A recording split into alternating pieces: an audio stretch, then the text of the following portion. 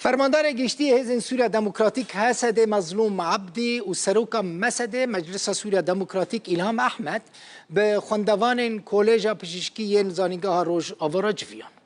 ناوند راگهاندن حسد دبیجه دوی جوینه ده جگر هف سروک مسد امین اوسی و هف سروک دسته تندرستی دکتر جوان مصطفی آمده بون. الهام احمد گوت جبرکو حکومت شامی تشت نلگوری خو قبول ناکه سیستم خواندن این ریوبری خو سرجی رد کرد. فرماندار گشتی حسد مظلوم عبدی گوت وان توی آستنگی و زحمتیان لکیلک سرکفتن میدانی سازی روشنبیری پرورده و خدمت گزاری جی آوا کرن. اروها گوت اوه دست کفتن ریوبری خو سر بپاریزن و جبوکو اعتراف که ناف دولتی به دیپلوماین زانینگه و دبستان ریوبری خو سر ورا کرن او کاری خو بردوام بکن. مظلوم عبدی دبیجه دوی ریوبری خو سر بری هر کسی کار جه کسین که جزانیگاهان درد چن را پیدا بکه.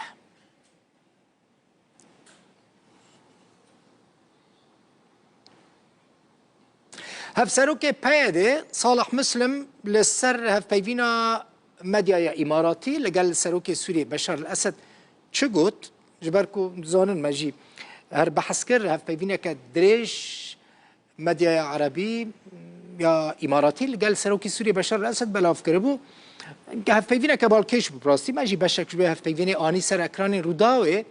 صالح مسلم سر نواروکا و هف پیوینه دبیجه حکومت شامه نخودیه و هزه که بریاره لسر درخستنا هزین ترکی جه سوریه بده گوت ایران و روسیا جبر برجواندین خواه ناخوازن هزین ترکیه جه سوریه در کفن و هف پیمانی ناف دولتی جی ناخوازه هف پیمان خواه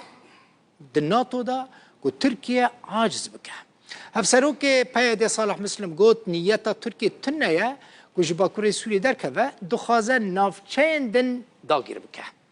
دبیجه ترکیه دخوازه لباکور و روجلات سوریه دولته که جه ترکمنان را آوا بکه. صالح مسلم گوت پرسا درخستنا هزین ترکیه جه سوریه گلکی آلوزه او یک یعنی درخستنا هزین ترکیه جه سوریه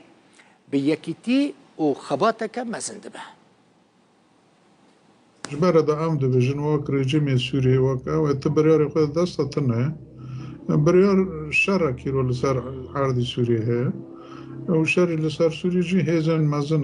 نوبنتوی هزین هگمو بیشتری دکنه و سوریه جی خود تسلیم کری یعنی تشت کل به داره دبن